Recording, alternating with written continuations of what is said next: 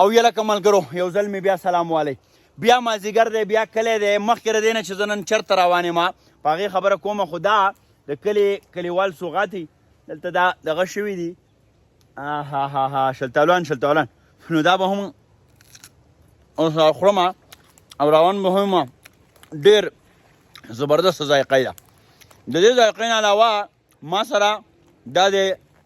غوز دی په لاس کې غوز دا مې اوس وشو کوبره د ونې نه موږ نن روانو تراړ د کلي یو بل ډېر زبردست توری توکی دی دا چې موږ به کلي کې کله وو پخوا په زمانه کې بیا دې ښارونو ته لا نه وتلي دلته به موږ په دې مازدیګر کې وتو کله چې به دا جوار پاخه شو خلکو به دلته جواران وکرل هغې به بمبلي وویستې هغې به وږی وکړو وږی به پوخ شو لا مکمل پوخ به نه و د ریبلو به نه و خو هغه حالت کې به چې هغه به پخېدو ته ښه نینې به ترې ښه جوړېدې نو موږ به تراړونه اچول نن موږ تراړ له روان وو زه یم او زما یو د تره زوی دی دی هم وړوکی او کتې پتې اوس رالوی شو دی هم وکیل شوی دی ایډورډز کالج نه فارغ دی او موږ هم 2 څلور ټکیه سبق ووې نو هغه راته دلته یو ځای کې مورچه نیولې دی لکه میا صاحبو سلامونه وعلیکم سلام وعلیکم سلام څنګه چل دی لکه ته خو دلته ناست یې د اوبو په غاړه څه کې د سیند په غاړه ناست وم او ستا په انتظار دا ځای ناست یم واه ما به انتظار وخوري او تا به رانه خار وخوري ته له خاره نه راځې تا خو د خامار وخوري نو زه یم داسې ورو بسم الله کو درې روان شو تراړ لا دا تراړ څه شی وي په دې لږ نظر واچ خو بنیادي داسې وي چې دا کم وږي نه دي وږي اوس سیزن را رسېدلی دی د وږو نو دا بلها وږي راغونډ کي او دا په لرګو کې کېدي څوک ته خشاک وایي او څوک ته لرګي وایي دلته چونکې لرګي وي که نه دا په هغې کې کېدي اور ورته بل کي کله دا اور مړ شي خو د دې وږو نه چې دی نو دا شوړه ترې نه وباسي دا به بند دی دا به شوړه کوي نو لکه وږی په شوړه کې ساتمه نو بس پرې شوړه کې دا پوخ شي دغه بیا ډېر ناروا خوند کوي خو دې کې به احتیاط کوي چې وږی دی نه ونه سوځي قدرمنو زو چې دا وږی سوځي که نه سوځي ما سره اوسئ او ملګرو څنګه چې میا صاحب ووایي دا د وږې د پخېدو ورځې دي یا الله تعالی که په غوږ کې مې څه شی لاړ میا صاحب څلوېښت سولې سلامي دي وږي خو لا شنه دي دا لا نه دي غټ شوي او کوم وږي به پاخه شو هغه وږي پخ شوي چې کومه بګله چې نو سربای چې کومه بګله سربای ډیران میران پې ښی اکثر امر او دا وږي چې دغه زر پخېږي چې په کومه باندې رڼا یې ډېره نور پرېږدي زنده باد ښه ته ګورې ښه اګریکلچرست ومې ښه میا صاحب په دې جاخو کې به څنګه زه سړی مسلمانه دا دې په کومه لار را یو ځلې بیا په دې لار راشه و په پخوانو پلونو دې پرېوتل ګردونه لار باندې روانو او ملګرو په لاره را روانو ټانګۍ هم شوي دي خو لا پخ شوي نه دي یاره میا صاحبه د کلي د یو سوغات به زه څه یم خو موږ نښتي یو ملګرو اوس دا لاره دومره ګرانه ده میا صاحب دا به څه کوو پشکالی ډېر دی که نه قدرمنو پشکالی پکې یو بله ټرمینالوجي راله دې ته پشکالی وایي قدرمنو دا ګورئ دې نه ګېډۍ کېږي بیا قوده کېږي بیا ګېډۍ شي بیا څه شی شي میا صاحب بیا ګری شي بیا دلی شي نو دا ده چې دا د ساورو دپاره خلک بیا استعمالوي لکه میا صاحب دا څه په چقه کې رالویه سړیه برک دې کړو دا تراړ دی که څه دی دې تراړ ته چې موږ رسو نو موږ چاته تراړ نه شو لارې ګودرې رانه هېرې دي قدرمنو زه چې دې کلي ته راشم نو دا میا صاحب او دا خپل تر زامنو دا مې پره کړي دې ووایي سړی پوځې له دې راوستو خو به هر حال دا یو بل احساس وي میا صاحب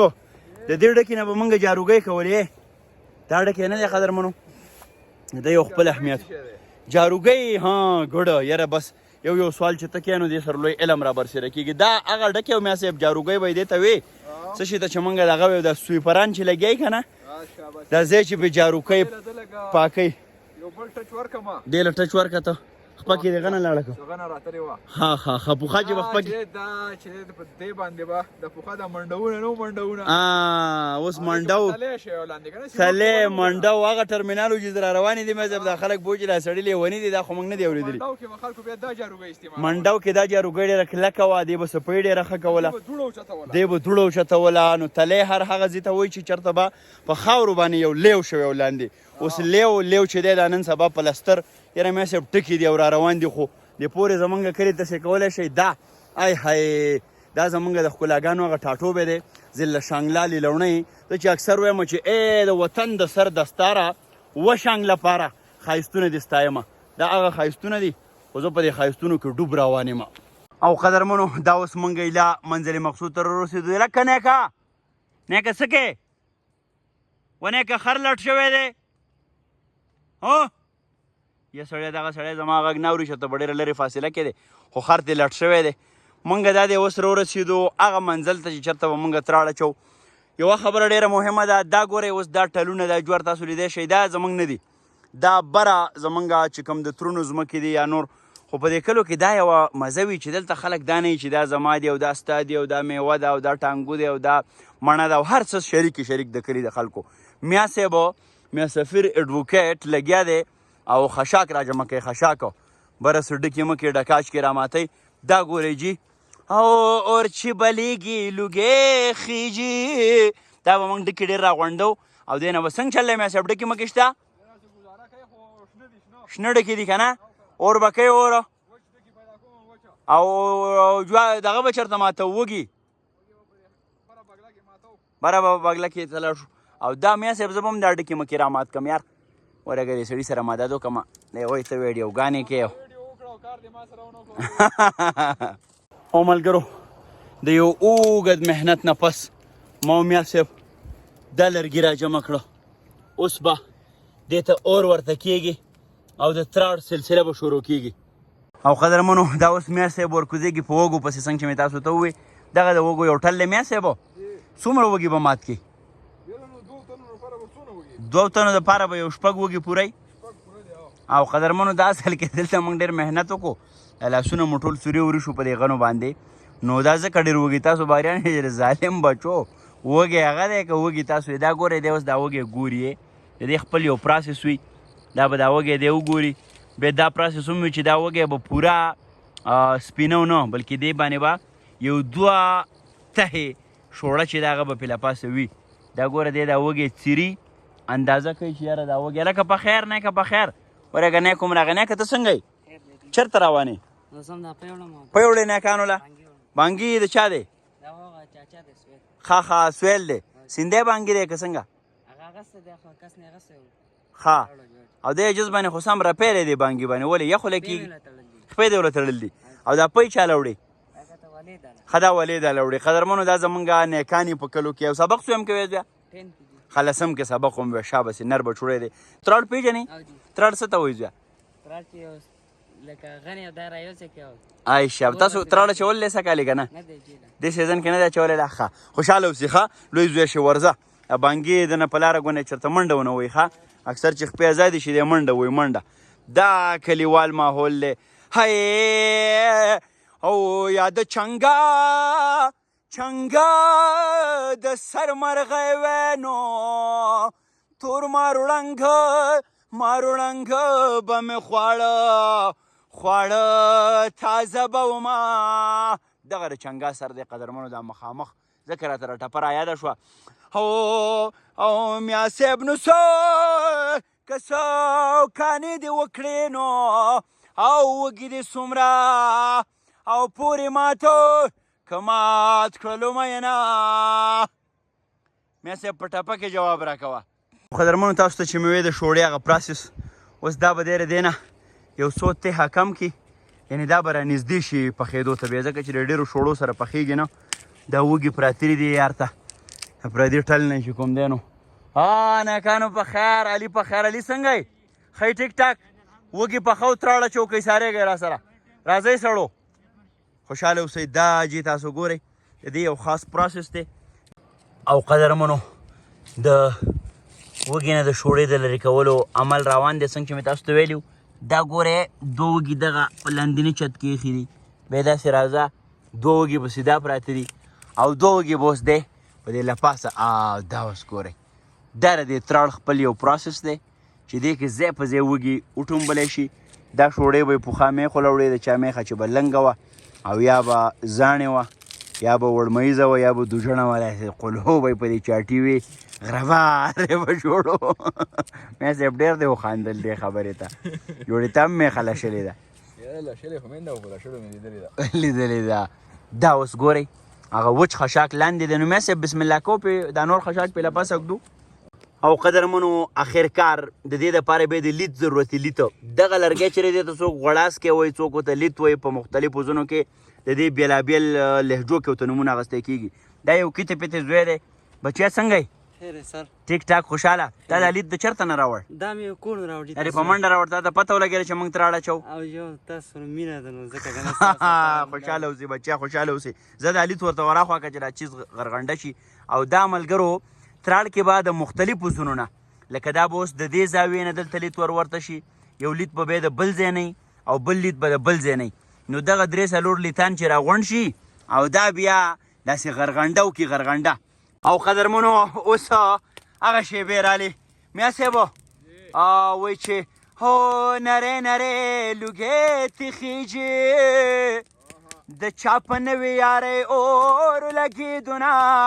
قدرمنو زمونږ تراړ شروع دی. دا یو دوه درې کتې پتې ماشومان هم راله. دا څه شی دی میا صاحبو؟ دا چې دی نو په دې موږ بیا د اور لړو. دې ته اور لړونه وایي. هغه دا دی، دا ډېر ارامي شی دی. ښه دا اور لړونه دی ملګرو. دې که ورته دی دا ډکې مکې اخوا دې خوا کوي. دې ملګرو ته مونږ خوشحاله وو. د کلیوال ژوند دا یوه مزه وي چې دلته خلک په یو بل بوج کېږي نه، په یو بل غمیږي نه. په ښار کې خو کله کله میا صاحبو چې داسې ناڅاپه میلمه راشي نو سړی یې ګډ وړي. خو د کلي دا ژوند ښکلی که نه میا صاحب؟ اور لړونې خو دې اور بل نه کو، لا یې مړ کو. څه کې اوس به بل شي. وایي اوس که نر وي نو غوږونه دې خپل پرې کړي چې زما نغمه سړه نه شوه لاس را شوه. اجمل خټک بابا دی که نه؟ خو میا صاحب دا وږي خو لاندې لاړه. دا څنګه چل دی؟ یو دوه درې پکې بره دي. ټیک به شي که نه؟ سوي وږي را باندې ونه خورې ګورې. اور لړونې باندې دی کې قدرمنو څه وږي بیا سوي څه بیا خلک ګټو پورې مږي. قدرمن په دې پوهه چې دا ټول ګوره یو شانتې نه سوځي. قدرمنو اوس هغه لمحې شیبې وختونه لحظې ګړۍ رانږدې شوې. ای های یوه دوه درې څنګه چې موږ وایو که نه چې دا به څه تور تورې خو د دې خوراک بېله مزه کوي. هغه پکې یو یار پروت دی. هی لوغړن شو لوغړن لکه تا خو نور هم راوړه وروله که نه بیا به اور د نه لاړ شي. دا بیا کله چې موقع مناسبت سره موږ وګورو که نه چې اور لا شته دی